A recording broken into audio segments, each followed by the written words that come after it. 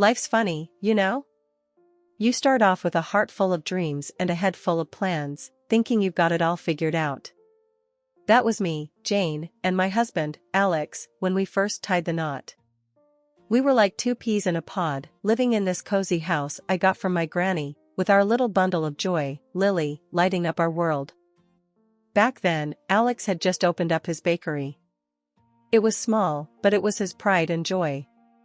I was climbing the ladder at the company, crunching numbers as an economist.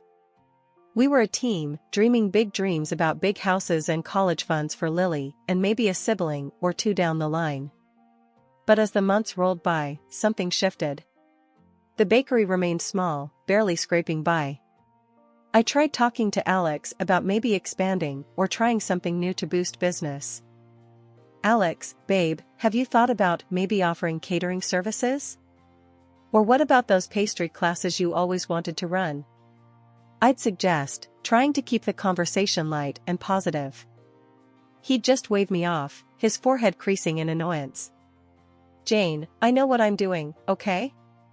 We're fine as we are. But we weren't fine. Not really. I started taking on more hours at work, trying to make up for the shortfall. It was around then that things with Alex's mom got tense too. She'd call, out of the blue, laying into me about how I wasn't supporting Alex enough. Listen here, Jane, she'd hiss over the phone. My son doesn't need your charity. He's doing just fine without your meddling. I was taken aback, to say the least. Mrs. Thompson, I'm just trying to help. We're family, aren't we? And besides, I'm not exactly sitting on a pile of cash here. I'm working hard for everything we have. She snorted. Working hard? Please. All you care about is money. My son deserves better. Lately, things have been going south for Alex's bakery, like a ship hitting one iceberg after another. First, he had to let go of half the staff, which was tough. Those were people we knew, people who relied on that paycheck. Then, he had to cut down on production, saying there wasn't enough demand to keep things running like before. It broke my heart to see him so defeated, but I wasn't about to sit back and watch our dreams crumble to dust. One evening, I sat down with him, trying to keep the conversation as light as possible. Alex, love, have you thought about maybe bringing someone in? A consultant or something, to look at what's going wrong and help us fix it? He barely looked up from his plate, his fork playing with his food more than anything.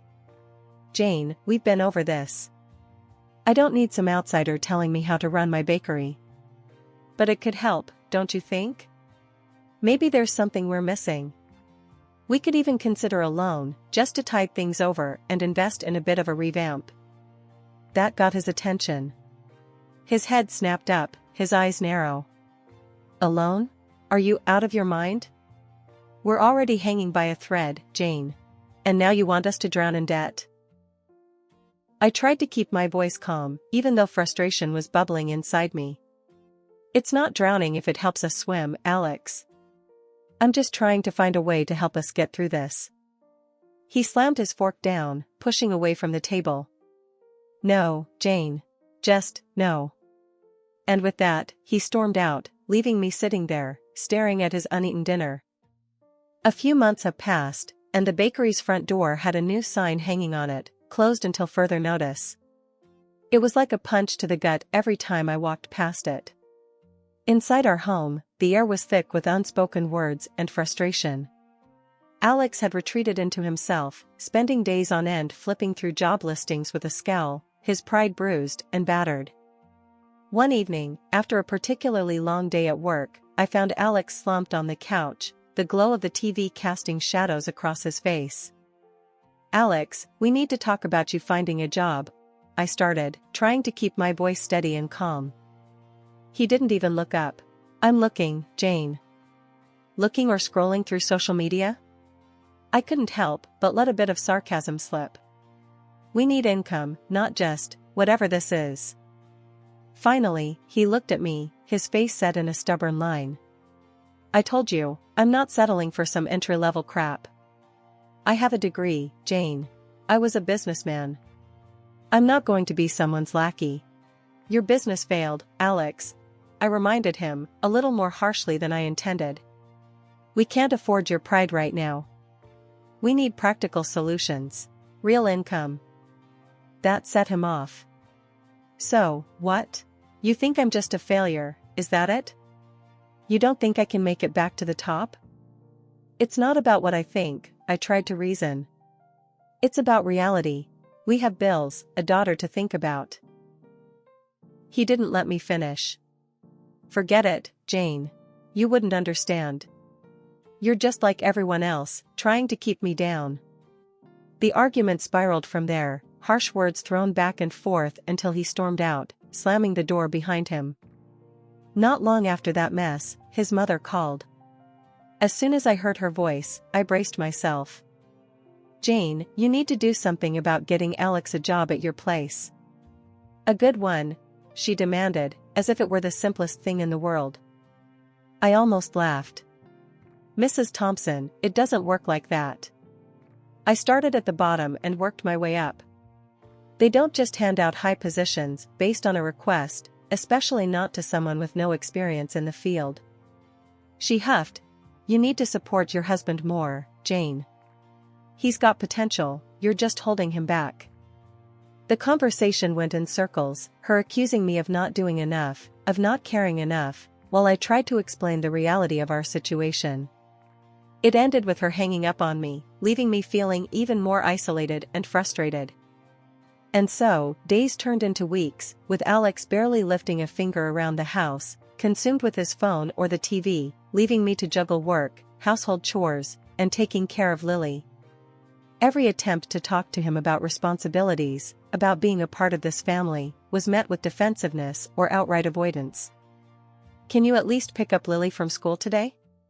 I asked one morning, hoping for a small win. I'm busy, Jane, was his dismissive reply, not even specifying what he was busy with. Doing what, Alex? What's so important that you can't help with your daughter? He just shrugged, that infuriating, indifferent shrug that made my blood boil. Just stuff. You wouldn't get it. That's how it was now. Him, wrapped up in his world of whatever, me, trying to keep everything else from falling apart. Every conversation a battle, every day a little harder than the last. Things between Alex and me hadn't been great, but I never expected to find out he was taking cash right out of my purse.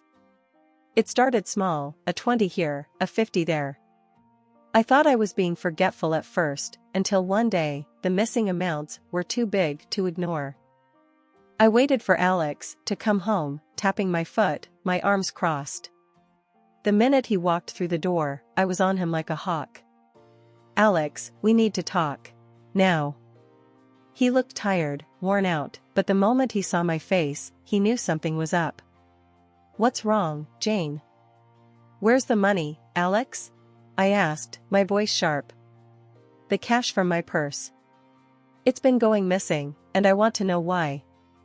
For a moment, he tried to play dumb, his eyes shifting away from mine. Money? What are you talking about, Jane? Don't play games with me, Alex. I'm not in the mood. I've been noticing for weeks. It's gone, and you're the only other person here. Finally, he sighed, running a hand through his hair. Okay. I took it. But, Jane, you don't understand, I needed. Needed it for what, Alex? Beer? Because that's all I see you doing these days. Sitting around, drinking, while I'm out working my ass off. He flinched at that, but anger quickly replaced the guilt in his eyes. I don't have to explain myself to you, Jane. It's not like I'm asking for much. Just a little cash to get by. Get by? I was incredulous. While I'm juggling bills, trying to keep us afloat? That money wasn't yours to take, Alex. That's stealing. His face turned red, and he took a step towards me, his voice raising. Stealing? Really, Jane? From my own wife? That's what you're gonna call it? Yes, that's exactly what I'm calling it. Because that's what it is, Alex. You took something that wasn't yours without asking. What else would you call it? We stood there, glaring at each other, the tension thick in the air. It felt like a chasm had opened up between us, one filled with betrayal and hurt. Before I could say anything else, his phone rang. He glanced at it and then stormed off into the other room, leaving me standing there, fuming and heartbroken. The next day, things went from bad to worse. Alex's mom called, and before I could even get a word in, she was ripping into me. "Jane, you ungrateful little witch. How dare you accuse my son of stealing? Do you have any idea what you've done?" I pressed the phone against my ear, her shrill voice making my head pound. "Mrs. Thompson, he took money from me." What was I supposed to do, just ignore it? That's exactly what you should have done. He's your husband, for God's sake. You're supposed to support each other. Support doesn't mean turning a blind eye to problems, Mrs. Thompson. It means facing them, together. But how can we do that when he's lying and taking money behind my back? She huffed. You've always been too hard on him, Jane. Always expecting too much. It's no wonder he felt he had to hide things from you. I couldn't believe what I was hearing. It was like we were living in two different realities. Expecting too much? I'm working day and night to keep us going, and he... Enough, Jane. I won't hear another word against my son. You've made your bed, now lie in it. And with that, she hung up, leaving me staring at the phone in disbelief. This wasn't just about the money anymore. It was about trust, respect, and the realization that maybe, just maybe, I was in this fight all alone. Life had thrown its fair share of curveballs, but nothing hit harder than the day Lily fell sick. It wasn't just a sniffle or a cough, it was one of those moments that stops you dead in your tracks, forcing you to reassess everything. Lily's fever had spiked in the night, her little body racked with coughs that seemed to shake the very bed she lay in. I remember sitting beside her, a cool cloth in hand, trying to bring some relief. The next morning, with Lily still burning up, I knew we needed a doctor. Alex was sprawled on the couch, a can of beer already in hand. It was barely 9 a.m. "Alex, Lily's sick. Really sick. I need to take her to the doctor," I said, my voice strained with worry. He glanced up, irritation flashing across his face. "So take her. What do you want me to do about it?" I clenched my fists, fighting the urge to scream. "Maybe act like a father?" "I can't do everything alone, Alex." He didn't answer, just turned his attention back to his phone, effectively ending the conversation. At the doctor's office, the news wasn't good. Lily needed medicine, maybe even a specialist. The cost started to pile up in my head, a mountain of expenses we were ill-prepared to handle. I called Alex from the pharmacy, hoping for some semblance of support. "The medicine's expensive, Alex. And she might need more tests. We need to figure this out." There was a pause before he spoke, his voice cold. "Well, what do you want me to do about it, Jane? Money doesn't grow on trees." I was stunned into silence. Our daughter was sick, and all he could think about was money? "She's your daughter, Alex. She needs us. Can't you see that?" "Of course, I see that. But freaking out about it isn't going to make money appear. You figure it out. You're good at that." Hanging up, I felt a mix of anger, frustration, and sheer determination. Lily needed me, and I wasn't about to let her down. The decision to not send money to Alex's mom that month was a tough one, but necessary. Lily's health came first, no matter what. But when Mrs. Thompson found out, the fury was unleashed. "Where's my money, Jane?" she demanded over the phone, her voice a sharp knife. I took a deep breath, bracing myself. "Lily's sick. The money went to her medicine and doctor's visits. We had no choice." "No choice?" "That's my money, Jane. You can't just decide not to send it." "What am I supposed to do?" I was incredulous. "Your granddaughter is sick, Mrs. Thompson. Doesn't that matter to you? Lily's health is more important right now." She scoffed, a sound that made my skin crawl. You're just using that as an excuse. I need that money, Jane. You're being selfish. The conversation went downhill from there, ending with her calling me names and hanging up. I stood there, phone in hand, feeling a cocktail of emotion swirling inside me. Anger, disbelief, but above all, a fierce protectiveness over Lily. The day everything turned on its head started like any other, but ended in a way I never could have predicted. It was when I stood at the checkout line, groceries piled up, that I reached for my bank card and found nothing but emptiness. Panic knotted my stomach, not just at the embarrassment of not being able to pay, but at the realization of what it meant. Alex had taken my card. For a whole week, my calls to him went unanswered, a silence that spoke volumes. Then, out of the blue, he returned, but not alone. His mother was in tow, both of them wearing smug looks that didn't bode well. Before I could even demand answers, Alex dropped his bombshell.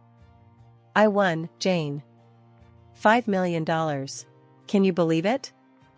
The news knocked the wind out of me, not just the amount, but the sheer audacity of him claiming this victory after everything. What? How?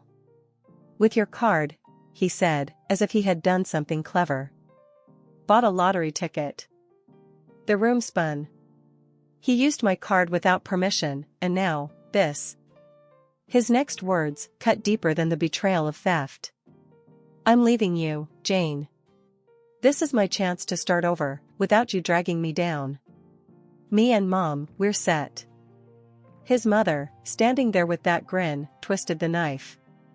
Told you, Jane. You never believed in my son. Now, look at you, left behind while we move on to better things. I was speechless, the injustice of it all burning in my chest. You think you can just take that money and run? That's my card, my account. You stole from me, Alex. He shrugged, that infuriating indifference back in full force. Finders keepers, Jane. I won fair and square. It's time I found someone more supportive. Someone who appreciates me. The words stung, but it was the dismissal of our life together, of our daughter, that hurt most. And what about Lily? You're abandoning your daughter? Lily will be fine with you. I need a fresh start, away from all this. He gestured vaguely around our home, as if it were a trap he had finally escaped.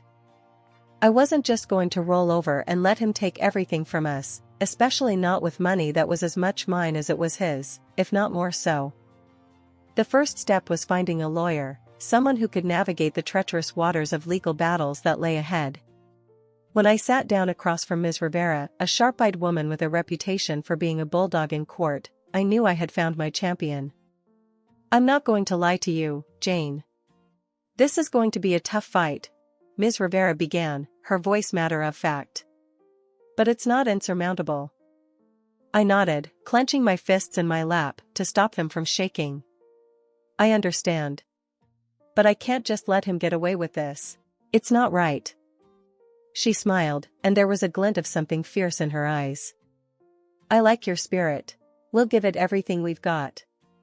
First, we'll need to prove the purchase was made with your card. Do you have statements or any evidence of the transaction? Of course, I replied, pulling out copies of my bank statements I had brought with me. It's all here. The date, the time, the exact amount. Good, Ms. Rivera said, taking the papers and scanning them quickly. This is a solid start. Next, we'll file for an injunction to freeze the winnings until the court makes a decision. It's going to make him and his mother very unhappy, but it's a necessary step.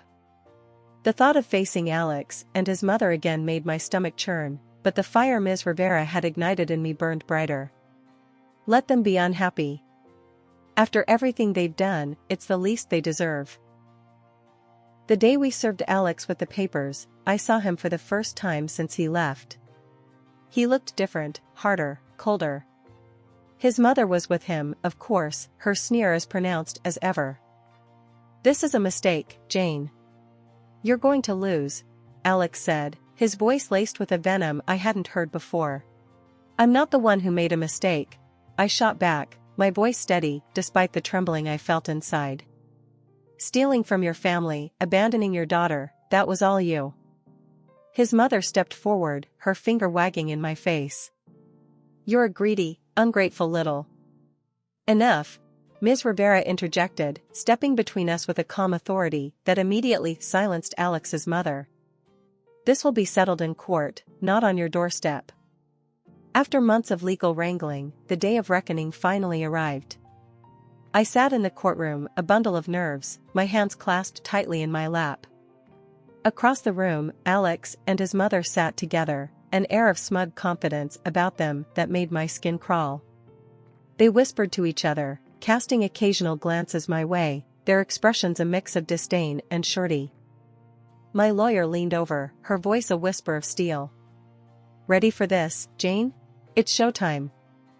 I nodded, not trusting my voice. My heart hammered in my chest, a loud echo in the silent room as we awaited the judge's entrance. When the judge finally entered, the room hushed to a solemn quiet. The proceedings began, a blur of legal jargon and back and forth that felt both endless and fleeting. Alex's lawyer painted him as a wronged man, desperately trying to claw back some dignity from a life derailed. It was almost laughable, if it wasn't so tragic. Then Ms. Rivera stood, clearing her throat. Your Honor, let's not forget the facts. The lottery ticket, the source of this windfall, was purchased with stolen funds. My client's funds. This isn't a fairy tale windfall, it's the result of deceit, a betrayal of familial trust. The back and forth continued until the judge finally called for silence, ready to deliver the verdict. My heart stopped, every second stretching into eternity as we awaited his words. In light of the evidence presented, it is the decision of this court that the majority of the lottery winnings, being the result of a transaction made with funds not belonging to Mr. Alex Thompson, be awarded to Mrs. Jane Thompson, the judge announced, his voice carrying a weight that felt like a gavel to my soul. A wave of relief washed over me, so intense it left me dizzy. Beside me, Ms. Rivera squeezed my hand, a victorious smile on her face. Across the room, Alex's face was a picture of shock, his mouth opening and closing like a fish out of water. His mother's reaction was more vocal, a strangled gasp of indignation that echoed off the courtroom walls. This is robbery. Pure and simple, she exclaimed, her voice shrill with disbelief. But her protests fell on deaf ears, the judge already moving on to finalize the proceedings. Months had rolled by since the dust settled on the courtroom floor, leaving me with a significant chunk of the winnings and a fresh start. I didn't waste any time wallowing in what could have been.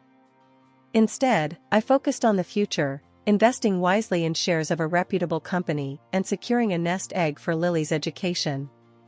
She was going to have the opportunities one fought tooth and nail for, without the shadow of her father's mistakes looming over her. Alex and his mother? Well, their story took the kind of turn you'd expect when too much money meets too little sense. He bought himself an outrageously expensive car, flaunting it like a trophy. It was all look at me and see how well I'm doing whenever he got the chance. But the flash and dazzle couldn't mask the inevitable. His gambling, which started as a small-time hobby, spiraled out of control, swallowing every last penny of his windfall. Last I heard, he was drowning in debt, the fancy car long gone, and living off whatever his mother scraped together from her pension. Their grandiose dreams, deflated to the size of their cramped living quarters in his mother's old house, the two of them constantly at each other's throats. Alex never did get a job, pride and laziness anchoring him to his mother's couch as firmly as if he were cemented there. One afternoon, while Lily and I were at the park, enjoying the kind of peaceful, simple moment that had become our new normal, Sarah, my steadfast friend through thick and thin, sidled up beside me on the bench. Jane, you heard about Alex? She asked, a note of pity in her voice that I didn't need. I nodded, keeping my eyes on Lily as she laughed, swinging higher and higher. Yeah, heard he's hit rock bottom. Sarah shook her head. It's a damn shame, isn't it? All that money and nothing to show for it. I sighed, a small part of me still aching for the man I once loved, for the father Lily deserved but didn't have.